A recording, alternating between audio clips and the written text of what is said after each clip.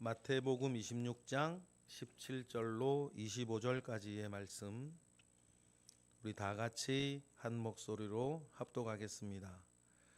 무교절의 첫날에 제자들이 예수께 나와서 이르되 유월절 음식 잡수실 것을 우리가 어디서 준비하기를 원하시나이까? 이르시되 성안 아무에게 가서 이르되 선생님 말씀이 내 때가 가까이 왔으니 내 제자들과 함께 유월절을 내 집에서 지키겠다 하시더라 하라 하시니, 제자들이 예수께서 시키신 대로 하여 유월절을 준비하였더라. 저물 때에 예수께서 12 제자와 함께 앉으셨더니 그들이 먹을 때에 이르시되 내가 진실로 너희에게 이르노니 너희 중의 한 사람이 나를 팔리라 하시니, 그들이 몹시 근심하여 각각 여짜오되 주여 나는 아니지요. 대답하여 이르시되 나와 함께 그릇에 손을 넣는 그가 나를 팔리라. 인자는 자기에 대하여 기록된 대로 가거니와 인자를 파는 그 사람에게는 화가 있으리로다. 그 사람은 차라리 태어나지 아니하였더라면 내게 좋을 뻔하였느니라. 예수를 파는 유다가 대답하여 이르되 랍비여 나는 아니지요. 대답하시되 내가 말하였도다 하시니라. 아멘. 목요일 최후의 만찬이 있는 저녁 식사라는 뜻이죠. 마지막 저녁 식사, 최후의 만찬이 있었던 그 목요일 저녁의 이야기를 오늘 우리는 읽고 있습니다. 이제 모든 것이 정점으로 나아가고 있습니다. 그러나 정점으로 나아갈 그때에 반드시 지나가야 할 터널이 있는데, 이제 그 터널이 시작되고 있는 장면 우리 읽고 있습니다. 여러분, 결국 가장 어두울 때 태양은 떠오르는 것입니다. 우리 주변의 일상도 많이 그런 것 같습니다. 가장 좋은 것이 오기 직전에는 가장 어려운 일이 또 있더라라고 하는 것들도 우리 주변에서 종종 보게 되는 일입니다. 여러분, 어차피 심어져야 되는 것은 심어져야 되는 것이고, 그 심어지는 것 이후에 하나님께서 열매 맺게 하시는 은혜가 있는 것입니다. 그리고 심어지고 열매 맺어지는 과정에는 반드시 거쳐야만 하는 일들이 있는 것이죠. 그 일들 가운데에 이제 예수 그리스도의 공생애의 정점이 시작되고 있습니다. 그래서 좀 이따가 살펴보겠지만, 주님께서는 그 정점의 때를 뭐라고 말씀하셨냐면 나의 때라, 나의 때라 말씀하시죠. 굉장히 지나가기는 한마디지만 예수 그리스도께서 생각하시고 나의 이 순간, 나의 때가 다가오고 있다 말씀하시는 것을 보면, 예수님께서는 이 일을 위해서 오셨다.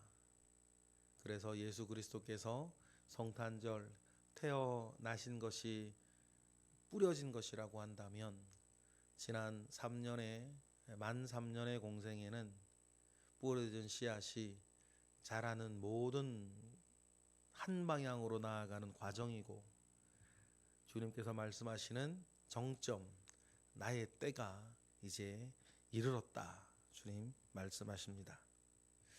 무교절 첫날이라고 했습니다. 제자들이 17절처럼 묻습니다. 다 같이 시작. 무교절의 첫날에 제자들이 예수께 나와서 이르되 유월절 음식 잡수실 것을 우리가 어디서 준비하시기를 원하시니이까? 그래서 어디서 준비를 할까요? 이게 물어보는 거죠.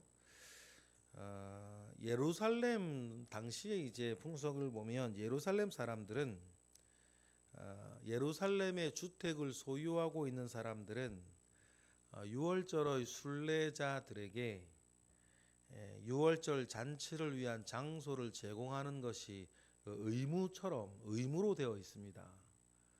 약간의 이제 사례를 뭐 받을 수도 있겠죠. 그래서 이제 마가의 다락방이라 그러면 원래 그 마가의 집이 이렇게 있으면 그 사람들은 이런 용도로 쓰기 위해서 그런 마가의 다락방을 다른 층에 이렇게 별도의 장소를 구비하고 있습니다. 그래서 딱 그 건물은 아닐 수 있는데 그 마가의 다락방을 여러분 성지순례에서 가 보시면 우리가 생각하는 다락방하고는 완전히 다르게 거실처럼 널따란 어떤 그런 곳으로 되어 있는 것을 우리가 볼 수도 있는데, 그것이 이제 그 건물이 예수님 당시에 그 건물은 아니고, 그렇죠. AD 67년에서 다 이제 황폐됐으니까 다시 그 자리에서 지어 올렸을 텐데 역시 영향을 받는 거죠. 예루살렘에 집을 가지고 있는 사람은 절기 때, 특별히 6월절 절기 때에 자기 주택을 순례객들을 위해서 제공해 주는 것이 의무처럼 되어 있어서 자기들이 거주하고 자기들이 잔치하는 것 외에 별도의 다락방을 통해서 예루살렘에 순례 오는 사람들이 이때 사용할 수 있도록 제공을 합니다. 그러니까 그 나가의 다락방 같은 경우도 완전 창고가 아니고 아주 그냥 널따란 거실처럼 되어 있는 이유가 그런 것이죠. 그런데 주님께서 이렇게 그 어디서 우리가 하겠습니까? 라고 얘기를 할 때 18절 이렇게 얘기를 하세요. 18절 읽어보겠습니다. 이르시되 성한 아무에게 가서 이르되 선생님 말씀이 내 때가 가까이 왔으니 내 제자들과 함께 유월절을 내 집에서 지키겠다 하시더라 하라. 여기에서 우리가 좀 오해하실 수가 있는 게 성한 아무에게 가서라고 이 말이 아무나 얘기하라 그런 얘기가 아니고 특별히 누군가를 지목한 것입니다. 그래서 마가복음이나 다른 복음서를 보면 이렇게 나오죠. 물 한 동이를 지고 가는 남자가 있을 거다 그렇게 얘기를 하세요. 근데 물 한 동이를 지고 가는 남자는 딱 구별하기가 매우 쉬워요. 우리로 따지면 어떤 거냐면 치마 입고 다니는 남자 이런 느낌인 거예요. 왜냐하면 물동이를 지고 가는 건 여자의 일이니까. 우리로 따지면 요즘은 그런 사람 많지만 장바구니 들고 다니는 남자 이랬을 때 한 3, 40년 전만은 남자들은 그런 거 안 들었단 말이에요. 그런 느낌인 거예요. 그러니까 물동이를 지고 가는 한 사람, 남자인데 그때 헬라어를 보면 물동이를 지고 가는 한 남자를 만나게 될 거다. 그럼 눈에 딱 띄는 거죠. 예수님께서는 언제나 우리가 작은 일에 순종하면 그 순종하는 일을 통해서 무엇인가 헤매지 아니하도록 이렇게 늘 인도하시는 분이십니다. 그러면 그 쉽게 분별되어지는 그 사람에게 가서 6월절 이를 지키겠다고 부탁을 하라라고 주님 말씀하십니다. 이게 누굽니까? 이게 마가의 아버지 아니겠습니까? 성경에 분명히 나와 있지는 않는데 이미 이 집은 예수님과 관련이 있었는데 유대 전승이나 어떤 좀 자료들을 보면 성 밖에 사람을 종려주일이죠. 한 번도 태우지 아니하는 나귀 새끼를 가져오라라고 했을 때 나귀 가져오면 주인이 뭐 우리한테 왜 가져가냐 물어볼 텐데 그때 뭐라고 대답합니까? 주가 쓰시겠다 하라라고 했을 때 그때도 이 집이에요. 그때도 이 집입니다. 그러니 이 마거의 아버지라는 거죠. 마거의 아버지예요. 그럼 이걸 보면 우리가 쓰임 받는 집은 계속 쓰임 받는구나. 쓰임 받는 사람은 계속 쓰임 받는구나. 여러분 굉장히 중요해요. 우리가 하나님 앞에 이렇게 쓰임 받는 자 되기를 원합니다. 나중에 나오듯이 안 좋은 일에 쓰임 받으면 안 돼요. 안 좋은 일에 쓰임 받는 사람들도 있습니다. 자기가 선택하는 거예요. 그래서 여러분 이 마가의 집이 이렇게 쓰임 받아요. 계속 쓰임 받죠. 그래서 우리가 늘 마가의 다락방, 마가복음을 쓴 그 사람 아닙니까? 마가의 다락방이라고 이야기하는 축복된 집이 늘 복음이 전해지는 곳마다 늘 기억되는 집이 그렇게 되어지는 것 아닙니까? 이런 대목을 읽을 때마다 우리 개인적으로도 그렇고 우리 집안이 이렇게 주님 앞에 쓰여지는 집안 되었으면 좋겠다. 여러분 그 꿈을 꾸시고 기도하시고 애를 쓰세요. 우리 집안이 우리 집안이 이렇게 늘 주님께 쓰여지는 집안 되었으면 좋겠다. 지금 우리 이번에 우리 예성교단 총회 때 어떤 성도의 상 이렇게 이런 얘기를 하는데 3대째 장로를 하고 있는 집에 상 주겠다 이런 얘기가 있어요. 글쎄요, 3대째 장로를 하는 집안이 있겠죠. 그런 것처럼 여러분 우리가 좀 꿈꿨으면 좋겠어요. 직분을 떠나 의미 있고 가치 있는 어떤 주님의 일에 늘 우리 쓰여지는 집안 되어지는 그 소망 있었으면 좋겠습니다. 그리고 주님께서 말씀하시죠. 내 때가 가까이 왔으니 내 때가 가까이 왔다. 주님께서 말씀하시는 바로 그때 정관사가 붙을 만한 그날 주님은 이날을 위해 오셨다. 이날 전에 제자들도 키워야 되고 복음이 진실이라는 걸 증명하는 것들은 쭉 1년 있었지만 주님이 뭐 때문에 오셨냐 한마디로 얘기를 하라 그러면 바로 이날 때문에 오셨다. 그래서 주님 뭐라고 그랬습니까? 내 때가 이르렀다. 그렇게 말씀하십니다. 그러니 여러분 주님은 죽으시기 위해 오셨습니다. 예루살렘에서 유월절 어린 양처럼 십자가에 달려 죽으시기 위해서 오셨어요.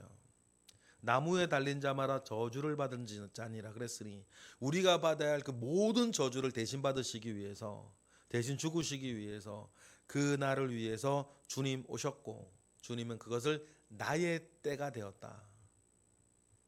이렇게 말씀을 하십니다. 그래서 이렇게 예수께서 시키신 대로 유월절 준비를 쭉 하죠. 19절부터 이하엔 여러분 시간이 되시면 마태, 마가, 누가, 요한의 유월절 최후의 만찬을 준비하시는 사복음서의 각 내용들 4가지가 있죠. 내가 다 읽으시면 전체 그림이 나와요. 전체 그림이 나옵니다. 마태복음과 마가, 누가, 요한복음에 약간 다른 내용들이 종합되어져야 이 날이 어떤 날인지 어떤 일이 있었는지 잘 아실 수가 있어요. 19절에도 제자들이 예수께서 시키신 대로 유월절을 준비했다 그러는데 물론 다 준비를 했겠죠. 그러나 유월절 어린 양을 준비하러 나간 사람은 유월절 음식을 준비하러 나간 사람은 2사람이죠. 베드로와 요한이었어요. 그리고는 이렇게 저물 때에 12제자와 함께 앉았습니다. 21절부터 25절에도 여러분이 마태복음만 읽으면 마태는 약간 이런 사건들은 마태는 약간 생략하고 가는 게 되게 많아요. 마태복음의 관심은 예수님의 어떤 사건이나 행적보다 예수님의 설교였어요. 사복음서 특징이 좀 있는데 마태복음은 예수님의 설교에 관심이 많아요.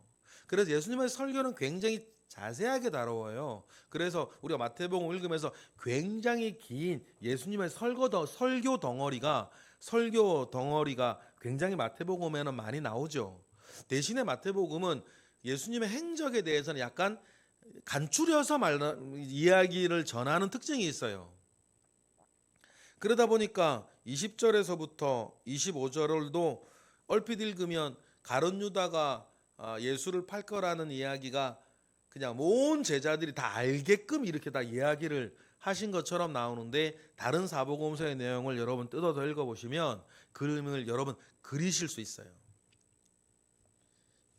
그러니까 마태복음에 얼뜻 우리가 느끼는 것처럼 모든 제자들이 다 알도록 바로 네가 나 팔 거다라고 얘기하지는 않으세요.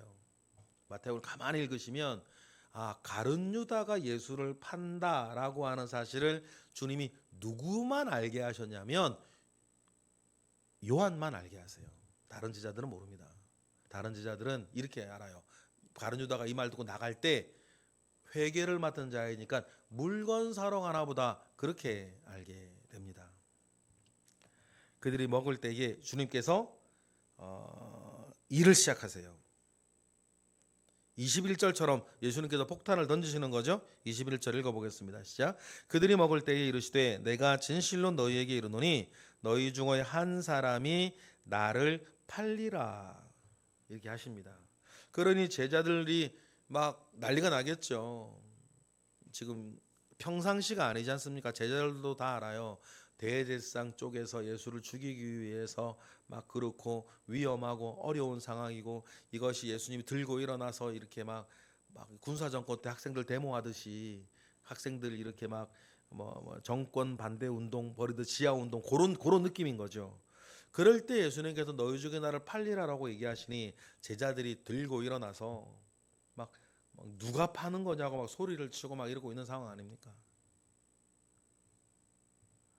그때 제자들이 막 일어나서 막 들고 쉬고 있을 때 유일하게 가만히 앉아서 아무 말 안 하고 있는 두 사람이 있는데 가룟 유다랑 요한, 사도 요한이었습니다. 그때 사도 요한, 제자들이 막 떠들고 있을 때 사도 요한이 예수님 품에 안겨서 안긴다로 기대어 있는 건데 누구냐고 살짝 물어요. 그때 주님께서 사도 요한에게만 하신 말씀이 23절이에요.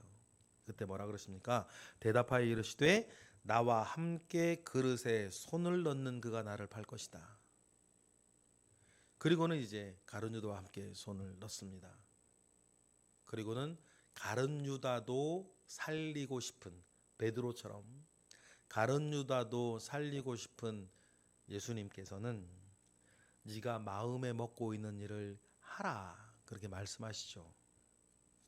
그 말은 네가 지금 하는 일은 네가 하는 게 아니라 내가 시키는 것이니 너는 죽지 말아야 된다. 이 말씀을 기억해내면 가룟 유다는 사는 것이고, 베드로처럼 이 말씀을 기억해내지 못하면 바른 자는 죽는 것입니다. 여러분, 우리도 마찬가지입니다. 어떤 순간에든지 주님 말씀 생각나면 사는 것입니다. 어떤 순간이든지 주님 말씀 생각나면 죄짓지 않는 것이에요. 우리를 살리기 위한 주님의 마음이십니다. 가룟 유다에 대해서 주님 하신 말씀이 참 슬퍼요. 24절 읽어보겠습니다. 시작. 인자는 자기에 대하여 기록된 대로 가거니와 인자를 파는 그 사람에게는 화가 있으리로다. 그 사람은 차라리 태어나지 아니하였더라면 저에게는 자기에게는 좋았을 뻔하였느니라. 그렇죠, 여러분. 이 사람 가룟 유다 왜 그랬을까? 추측은 무성한데 진실은 아무도 모릅니다. 그런데 여러분, 어차피 주님은 그렇게 자기의 십자가의 길을 가실 거예요. 십자가의 길을 가실 때에 여러분, 우리가 이런 하나님의 일이 이루어질 때에 선한 도구로 쓰여져야 되지 않겠습니까? 마가처럼, 마가의 집처럼 쓰여지면 얼마나 좋으련만, 쓰여져도 요 가룟 유다처럼 쓰여져서는 안 되겠다. 자기의 욕망과 자기의 욕심과 자기의 낙심 속에서 무엇으로라도 가룟 유다처럼 결단코 쓰여져서는 안 될 것인데, 주님은 그에게 차라리 태어나지 아니하였다면 자기에게는 좋았겠다.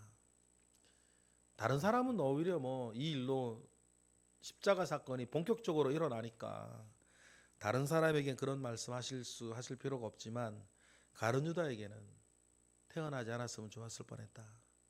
정반대의 이야기 들은 사람이 세례 요한 아니겠습니까? 여자가 난 사람 중에 이보다 큰 사람이 없다 라고 말씀을 듣는 사람도 있었는데, 가룟 유다는 차라리 태어나지 않았으면 좋을 뻔했다 라고 이야기를 하십니다. 여러분, 이때 만약에 25절에 읽어볼까요? 예수를 파는 유다가 대답하여 이르시되 랍비여 나는 아니지요. 대답하시되 내가 말하였도다라고 하세요. 바로냐다 했을 때 어쩌면 여기가 가룟 유다의 입장에서는 회개할 수 있는 기회 아니겠습니까? 들통났으니까 이때라도 아우 주님 다 알고 계셨군요. 제가 잘못했습니다 할 수 있는 겁니다. 그죠? 그런데 그 기회도 잡질 않아요. 그리고 나가버리는 거죠. 나가버려요. 가룟 유다가 나가자 예수님은 한 말씀 하시고 겟셀마네로 떠나시는 것 아닙니까? 그러니 결과적으로 진행 과정을 보면 가룟 유다를 불쌍하게 생각할 것은 하나 없어요. 왜냐하면 최소한 25절 이때는 회개할 기회가 있었습니다. 그리고 주님은 그런 가룟 유다라 하더라도 살리고 싶은 마음 있으셨습니다. 이 모든 내용들을 보니 최후의 만찬, 맛있는 잔치 음식을 먹는 자리에서도 우리 주님 참 외로우셨겠다 그런 생각도 합니다. 제자들은 막 떠들고 있고 아무것도 모르고 자기를 팔려고 하는 사람 있고 자기가 가고자 하는 예수 그리스도께서 가고자 하는 길에는 관심 없고 자기들끼리 싸우고 있고 높은 자리 원하고 있고 주님 참 이날 외로우셨겠다 그런 생각도 해봅니다. 여러분 이런 글들을 우리가 읽으면서 우리 주님 외롭지 아니하게 그 마음을 알아주고 우리 주님의 곁을 지키는 저와 여러분 되시기를 주님의 이름으로 축복합니다. 다음 주 또 고난주간 다가오지 않습니까? 주님의 곁을 지키는 우리의 믿음, 우리의 마음이 있기를 주님의 이름으로 축복합니다. 기도하겠습니다. 할렐루야. 하나님 감사와 영광 올려드립니다. 크신 은혜 가운데에 우리와 함께 하옵소서. 크신 능력 가운데에 우리와 함께 하옵소서. 우리 주 예수 그리스도의 걸어가셨던 이 길이 우리에겐 생명이 되었고 우리에게는 구원이 되었고 우리에겐 천국 소망의 문을 여는 길이 되셨으니 모든 것이 주님의 은혜요 그저 예수 그리스도 우리 주를 바라볼 때에는 감사할 뿐입니다. 이 가장 어두운 밤 가장 외로운 자리에 서서 그 길을 걸어가셨던 주님 생각하며 우리가 이제는 주님 곁을 지키고 주님의 일을 하며 주님께 찬양과 경배와 영광 올려드리는 우리 모든 새벽의 기도자 되게 하옵소서. 이 시간 드려지는 1000번째 예물 가운데에 주님 함께 하시고 우리에게 큰 은혜로 채우시옵소서. 예수 그리스도의 이름으로 기도드렸나이다. 아멘.